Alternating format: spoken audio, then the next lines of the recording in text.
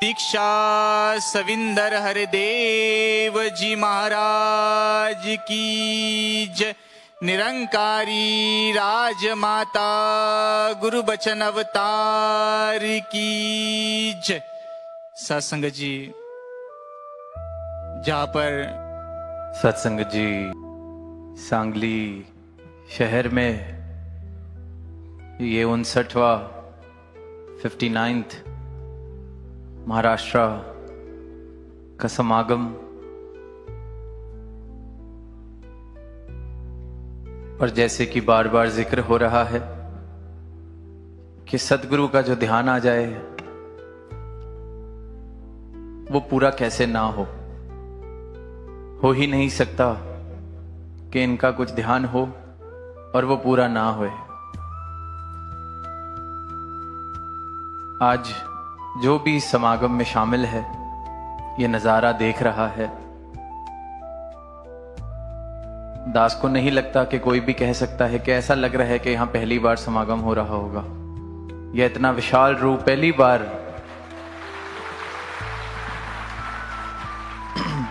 इस स्थान पर बना होगा। मानो के 59 के 59 समागम इसी स्थान पर इसी रूप में होते रहे हों। और ऐसा ही नज़ारा पिछले वर्ष हम सब ने देखा कि पुणे में, उससे पहले नागपुर, उससे पहले जहां जहां भी ये रहमत आई। तो इसके पीछे कारण क्या है? क्यों ऐसा लग रहा है कि पहली बार नहीं हो रहा? यही शायद होता आया होगा। कारण सिर्फ एक ये कि चाहे शहर मुंबई था, चाहे औरंगाबाद, चाहे पुणे, चाहे आज यहां सांगली, उपस्थिति वहां सिर्फ और सिर्फ सतगुरु की एक बराबर यही मौजूद। तो ये जहां मौजूद हैं, जहां ये विराजमान हैं, वहां तो नजारा हमेशा ही ऐसा बनेगा कि ये थोड़ी कि पहली बार बन रहा है। ये सदगुरु का दरबार, सदगुरु की महफिल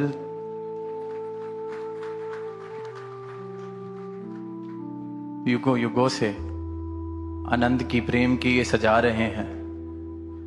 ये मेरे देखने की या मेरी नजर की कमी हो सकती है, जो शायद कभी ये सोच ले कि ये मुमकिन कैसे होगा। ये मेरी नजर या मेरी सोच की कमी हो सकती है, जो ये सोच ले कि ये कैसे किया जाएगा, या ऐसे तो हो नहीं सकता। और यही फर्क है एक भक्ति भरे समर्पित भाव में और मनमत में किए गए किसी कर्म में। और एक एक भक्त जब इस जीवन की यात्रा कर रहा है, तभी बार बार चेतनता का जिक्र भक्ति की राह पर किया जाता है। आज सुबह सेवादल रैली के दौरान भी हमने चेतनता का जिक्र सुना, आत्मा मंथन का जिक्र जो बार बार हो रहा है। तो ये तो मेरा स्वयं से सवाल हो, खुद से सवाल हो कि जीवन की जो मैं यात्रा कर रहा हूं, क्या सिर्फ ये मैं कह रहा हूं कि मेरे जीवन में सदगुरु का उपकार है, सदगुरु के चरणों का एहसास है, प्यार है, या मेरा जीवन वाकई ही चल रहा है ऐसा? जीवन की यात्रा में अनेक परिस्थितियां ऐसी आती हैं, मन डामाडोल होता है, गुरमत से मनमत की ओर भी जाता है, पर वहीं फिर संतों का संग, ये सेवा, सिमरन, सत्संग, ये आत्मा मंथन, कि क्या इस पल में, क्षण में जो मेरे मन के भाव आ रहे हैं, वो भक्ति वाले, समर्पण वाले, एक भक्त वाले भाव हैं, या फिर मनमत वाले, दुनिया वाले भावों से मेरा मन भरा हुआ है? एक क्षण लगता है जब अपने मन को वापस इनके चरणों में समर्पित कर देते हैं, एक क्षण लगता है मन की मैल दूर होने में। और स्वाभाविक सी बात है कि इस यात्रा में चल रहे हैं तो मन ने इधर उधर जाना है, वही फिर बाबा गुरबचन सिंह जी की वो बात के मन एक बंदर की तरह है, इसका काम है उछल कूद करना, जैसे बंदर को देखते हैं। पर अगर यही मन इसको निरंकार रूपी खंबे के साथ अगर बांध दें तो ये उछल कूद करके जब थक जाएगा तो वापस अपने खंबे के पास आकर ही आराम करता है। तो मेरे जीवन में ये इस डोर जो मेरे जीवन की है, इनके चरणों में हो, इनके हाथों में हो, निरंकार रूपी खंबे से मेरा मन बंधा रहेगा तो फिर ज्यादा दूर नहीं, वापस मैं बार बार यहीं आ जाऊंगा, दूर नहीं जाऊंगा इनके चरणों से। पिछले 2 दिनों से अनेक संतों ने अपने मन के भाव साझा किए। भक्ति की राह पर चलते हुए जीवन कैसे बिताया जा रहा है, कैसे ये बात कही गई कि जो वेदों शास्त्रों में लिखा गया है वो हमारा अपना अनुभव बना है, कैसे ये भी गवाही दी कि जब तक ये ब्रह्म ज्ञान सदगुरु की कृपा से जीवन में नहीं आया था तो नाम तो हम भी ले रहे थे परमात्मा का, अपने संस्कारों के अनुसार इसकी आराधना भी कर रहे थे, इसकी पूजा भी कर रहे थे, इसको पुकार भी रहे थे।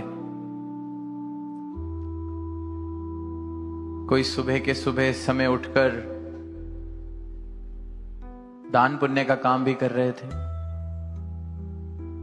मंदिर में जाकर भी इस परमात्मा को पूज रहे थे अपने अपने तरीकों से।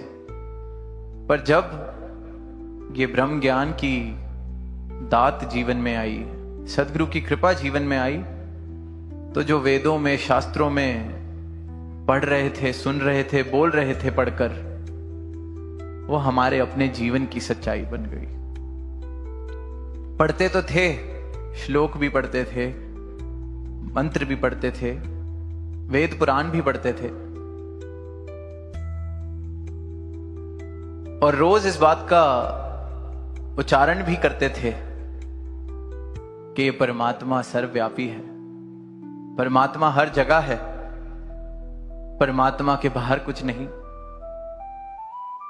पर जब अपना ही बच्चा घर का ये सवाल पूछ ले कि हम रोज पूजा कर रहे हैं, आराधना कर रहे हैं, भक्ति वाले वातावरण में रहने का प्रयास कर रहे हैं, ये परमात्मा है कहां, दिखता क्यों नहीं, तो हम उस बच्चे की बात हंसकर टाल देते हैं। हम कह देते हैं कि बच्चे ऐसे सवाल करोगे तो यहां मन नहीं लगेगा, क्योंकि अपने पास जवाब नहीं। हमें भी यही पता है कि बस यही करना है। हम सब किसी ना किसी रूप में परमात्मा के प्रति अपनी आस्था की अभिव्यक्ति करते हैं। पर जब यही एक भोला सा सवाल एक बच्चा पूछ लेता है, अपने घर का बच्चा, जिसे खुद हम अच्छे स्कूल में भेज रहे हैं ताकि इसके पास दुनिया के सारे सवालों के जवाब हों, अच्छी पढ़ाई करे, अच्छी लियाकत प्राप्त करे, ताकि दुनिया के बड़े बड़े साइंस के एक्सपेरिमेंट करे, नई खोज करे, नई आविष्कार करे, इसकी बुद्धि में कोई कमी ना रहे, इसकी बुद्धि इतनी विकसित हो ताकि दुनिया जीत ले। वहीं एक भोला सा सवाल जब वो बच्चा पूछता है तो हम उस सवाल को कहते हैं कि इस सवाल को ना पूछा जाए। और वो भोली सी अवस्था में जो सवाल पूछा जा रहा है, जब उस सवाल को दबा दिया जाता है क्योंकि जवाब नहीं है किसी के पास, तो फिर वो दबा हुआ सवाल, उसके ऊपर ये संसार की परतें चढ़ती रहती हैं, संसार की जो सुनी सुनाई बातें हैं ये चढ़ती रहती हैं, और फिर वो कहीं भोला सा सवाल गुमसा हो जाता है। पूछना ही छोड़ देते हैं, समझौता कर लेते हैं कि शायद हमारा सवाल ही गलत था। और फिर कभी एक ऐसी घड़ी जीवन में आती है जब इंसान फिर पूछने पे मजबूर हो जाता है, और वही सवाल जो भोला सा के परमात्मा कहां है इतना नाम लेते हैं, फिर एक नए रूप से ये सवाल पूछा जाता है। आत्मा मंथन करें, सबके जीवन की ये यात्रा है। कि इस जीवन का उद्देश्य क्या है, मेरे जीवन का उद्देश्य क्या है, कौन हूं मैं, क्या मतलब है इस सब का। वही भोला सा सवाल, उस भोलेपन से सवाल का भी जैसे कहें कि उम्र बढ़ गई तो सवाल का ढंग बदल गया। जीवन देख लिया, जीवन के अनुभव हो गए, तब उन अनुभवों के कारण उस सवाल का जरा ढंग बदल जाता है। पर जवाब यही एक, जो उस बाल अवस्था में मिल जाता तो भी जवाब यही रहना था, या आज किसी भी उम्र के पड़ाव पर मिलता है तो भी जवाब यही हो जाता है, जो पिछले 2 दिनों से हम संतों के भाव श्रवण कर रहे हैं। देखा हमने, कोई उम्र की मोहताजगी नहीं, बाल अवस्था में भी इन सवालों का जवाब दिया गया, जवाब प्राप्त हुआ। क्योंकि युगों युगों से, जब से मानव है तब से इस सवाल का जवाब ये एक सत्य ही है, ये परमात्मा। और जिस जिस मानव के जीवन में ये सच्चाई, ये सत्य, ये बोध आ जाता है, फिर उसे पता लगने लगता है कि जिसे कहीं एक कोने में छुपा रखा था, समझा हुआ था कि कहीं दूर बैठा है, कहीं घड़ी के किसी खास समय में बंद है, कहीं किसी पर्वत चोटी पर है, कहीं किन्हीं 4 दीवारों में है, कहीं किसी पुस्तक में बंद है जिसका राज, ये तो हर जगह है। इसके दर्शन मैं कर रहा हूं, इसको देख रहा हूं। आंखों से फिर फर्क की भावना मिट जाती है, भेदभाव वाली भावना मिट जाती है, क्योंकि जब इस परमात्मा का बोध होता है, इसके दर्शन होते हैं, तो फिर ये परमात्मा कण कण में दिख रहा है, जर्रे जर्रे में दिख रहा है, घट घट में दिख रहा है। फिर वही मैं जो शायद रंग, नस्ल, धर्म आदि के आधार पर बंटवारे वाली सोच रखता था, वैर विरोध वाली सोच रखता था, स्वीकृति नहीं दे पाता था किसी को, कोई मुझसे अगर मेल नहीं खाता, कोई मेरे जैसा दिखता नहीं, मेरे जैसा खाता नहीं, मेरे जैसा बोलता नहीं, मेरे जैसे उसके विचार नहीं, तो उसको मैं पराया मान लेता था। पर वहीं जब अपनी मुझे पहचान मिल गई कि ये सर्वव्यापी परमात्मा, इसी का मैं अंश, जब ये भाव समझ आ गया, जिन्हें आज भी श्रवण किया कि मन तू ज्योत स्वरूप है, जब ये बोध हो गया, जब ये बात समझ आ गई कि मैं तो ये ज्योत हूं, इस परमात्मा का मैं अंश हूं, इसी में से मैं आया हूं, और इसी में से ये सारी ही सारी वसुधा सब आए हैं। जो मुझे दिख रहा है ये सब इस परमात्मा का रूप। तभी वो भाव फिर सार्थक होते हैं, वो शब्द सार्थक होते हैं कि वसुदैव कुटुंबकम। तो ये जो भोला सा सवाल है, इस सवाल का जवाब मिल सकता है। और मजे की बात यह है कि जो जवाब है वो भी तभी समझ आता है जब जीवन में वापस वो भोलापन आ जाए, जब ये चालाकियां, जब ये अहंकार मैं छोड़ने को तैयार हो जाऊं। अगर इस भाव से आऊंगा कि मुझे कौन बताने वाला है, तो ये सीधा सा इशारा कि ये रहा परमात्मा, ये कण कण में होते हुए भी इससे मैं वंचित रह जाता हूं। तो अपनी मैं को छोड़कर जो जो समर्पित हुआ है, उसने परमात्मा को प्राप्त किया है। अधिकतर दुनिया अगर परमात्मा से वंचित है तो इस कारण क्योंकि सोचते हैं कि परमात्मा कोई विधि है, कोई तरीका है, कोई मंत्र है अपने अटके हुए, रुके हुए कामों को पूरा कराने का। इसलिए फिर इंसान भटकता है। एक यहां ट्राई किया, वहां ट्राई किया, ये ट्राई किया, वो ट्राई किया, कुछ तो काम आएगा, आ भी जाता है, कुछ ना कुछ तुक्का कहीं ना कहीं बैठ भी जाता है। फिर कुछ समय हम उस तरीके के साथ चलते हैं, फिर जब वो तरीका चलना बंद हो जाता है, फिर नया तरीका। क्योंकि इंसान को यह लगता है कि परमात्मा मेरे संसारिक काम आसान करने के लिए, परमात्मा मेरे रुके हुए कामों को पूरा करने के लिए, कहीं घर में जमीन की लड़ाई चल रही है तो वो लड़ाई खत्म हो जाएगी अगर परमात्मा से कोई सेटिंग हो जाए। कहीं वीजा नहीं लग रहा है, वीजा लग जाएगा। कहीं बिजनेस नहीं ठीक चल रहा तो बिजनेस हो जाएगा। इंसान की यही सोच है। इसलिए फिर जो परमात्मा का सच्चा रूप है उससे वंचित रह जाता है, क्योंकि परमात्मा की प्राप्ति अगर की जाए तो इस परमात्मा के लिए, प्रेम के लिए, भक्ति के लिए, प्रेमा भक्ति के लिए कि जीवन में जो परिस्थितियां हों आपका प्रेम मेरे जीवन में बना रहे।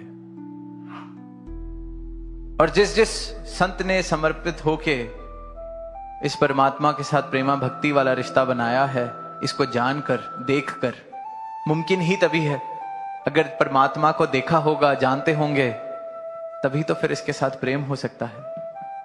और जब जब जीवन में ये प्रेम स्थापित हुआ है तो फिर ये दुनियादारी वाले मसले इतने बड़े लगने ही बंद हो जाते हैं, क्योंकि अपनी सच्ची पहचान मिल जाती है। पता चल जाता है कि जितने काम आज तक हुए हैं सब इसकी कृपा से ही, तो आगे भी जो होना है इसकी कृपा से ही होना है। किसकी कृपा? इसकी एक की। फिर भटकन मिट जाती है, दर दर की ठोकरें खत्म हो जाती हैं। 2 दिन पहले बाल प्रदर्शनी में जाने का अवसर मिला तो वहां एक छोटा सा मॉडल कि एक इत्र की दुकान पर 2 व्यक्ति खड़े हैं। एक ने तो इत्र को अपने ऊपर छिड़का और खुशबू का आनंद ले रहा है, इत्र की महक का आनंद ले रहा है, और एक ने इत्र को चख लिया कि इसका स्वाद कैसा है, तो वो मुंह बना रहा है और फिर कह रहा है कि इत्र कितनी बेकार चीज है, बोतल तोड़ दी। यही इंसान कर रहा है। परमात्मा, ये भक्ति, ये जिसके लिए प्राप्त करनी है उसके लिए प्राप्त नहीं कर रहा, और फिर दुनिया में जाके ऐलान कर रहा है कि परमात्मा है नहीं। दुनिया में जाके ऐलान कर रहा है कि परमात्मा या ये जो सच की बातें हैं ये तो किसी काम की नहीं। अब इत्र को मैं भी अगर ज़बान पे रख लूं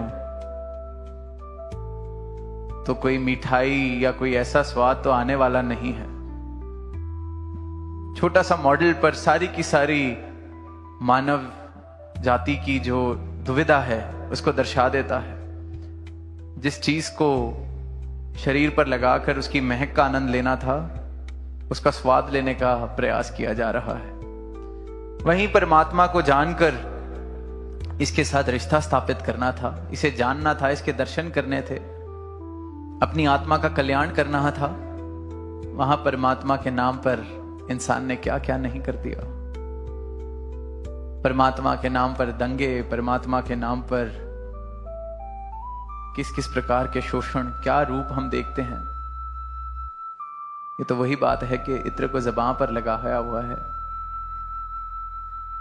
कह रहे हैं कि परमात्मा का नाम लेकर हम देखते हैं कि एक दूसरे का शोषण किया जा रहा है। ये परमात्मा का नाम ही जो लिया जा रहा है वो धार्मिक भावनाओं से नहीं लिया जा रहा, प्रेम की भावना से नहीं लिया जा रहा। क्योंकि ये जो भावना हो, सही मायनों में धार्मिक होना मतलब इस परमात्मा के दर्शन घट घट में करना, हर एक संत में, हर एक इंसान में करना, क्योंकि वो नजर बदल जाती है। फिर अगर सबके अंदर मैं परमात्मा देख रहा हूं तो शोषण कर कैसे पाऊंगा? कैसे फिर किसी इंसान को मैं दुख दे सकता हूं? ये शिक्षा है सतगुरु की, ये संदेश है सतगुरु का। तो ये इत्र जो है ब्रह्म ज्ञान वाला, इससे जीवन महकाना है, सही मायनों में महकाना है। इसके अपने तौर तरीके नहीं बनाने। कोई इत्र खरीद के सब्जी में तड़का लगाने लग जाएगा तो इत्र की गलती नहीं। ये सच का सौदा है, सच्चाई वाले ही इसे ले सकते हैं। सच का सौदा लेकर भी अगर मैं कहूं कि मैंने व्यापार झूठ का ही करना है, अब अगर जो दुनिया है वहां मेहनत करते हैं, माया कमाते हैं, पैसे कमाते हैं, तो वहां वो पैसे ही लगते हैं अपना काम पूरा करने के लिए। वहां जाकर अगर कोई मुझसे कहे कि क्या मिलता है तुम्हें सेवा करके, क्या मिलता है सत्संग करके, कोई घर की रोटी आ जाती है, राशन आ जाता है। राशन तो जो माया है उससे ही आएगा। ये तो पूछने वाले की अज्ञानता है। क्योंकि उसको लगता है कि ये सौदेबाजी का कोई रिश्ता है, कि कुछ वहां ऐसा मिल रहा हो तो लेने चलें। पर सदगुरु युगों युगों से मानव को जागृत कर रहे हैं। बार बार हमने ये बात भी सुनी कि जो गफलत में सो रहा है, इंसान गफलत में सो रहा है, नाम ले रहा है प्रभु का, पर ये जानता ही नहीं ये नाम लेने से सिर्फ बात नहीं बनने वाली। क्योंकि जब तक नाम लेंगे बिना जाने, तो मैं परमात्मा की परिभाषा भी अपने अनुसार बनाता जाऊंगा। जैसा मुझे कोई बता देगा, जैसा मुझे कोई सिखा देगा, यही मेरा फिर तरीका बन जाता है धार्मिक होने का। पर सदगुरु दर्शन कराते हैं कि जिस परमात्मा को बार बार आवाज दे रहे हो, जिसकी पूजा कर रहे हो, जिसकी अर्चना कर रहे हो, बहुत मुबारक है, इसके दर्शन भी हो सकते हैं, इसे प्राप्त किया जा सकता है। दास ने कहीं पढ़ा कि एक चोर था, पूरे गांव में कमाल का चोर, चोरी भी करता था पर कोई सबूत नहीं छोड़ता था। तो सबको पता भी था शायद यही चोर है, पर कोई सबूत नहीं होते थे। तो एक दिन रात को अपने किसी मित्र के साथ वो चोर जा रहा था, तो वहीं मंदिर से गुजरे। तो उसने कहा, अरे रात का समय है, आओ जरा मंदिर में ही देखें क्या चोरी की जा सकती है। तो वो जो चोर था कहता है, पागल है, आज तक पकड़ा ही इसलिए नहीं गया हूं क्योंकि कभी मंदिर से पैसे नहीं चुराए। अब कहने को तो वो चोर भी धार्मिक है, उससे बड़ा धार्मिक कौन कि इतना एक्सपर्ट, कोई सबूत नहीं छोड़ता, धार्मिक है, मंदिर से चोरी नहीं की। तो किसी ना किसी अदालत में उसको भी कह दिया जाएगा कि बिल्कुल धार्मिक है, देखो इसने मंदिर से चोरी नहीं की। और सदगुरु सिर्फ और सिर्फ जब अपना ज्ञान जब दे देते हैं, तो हर एक इंसान में मंदिर दिखने लगता है, हर इंसान मंदिर हो जाता है।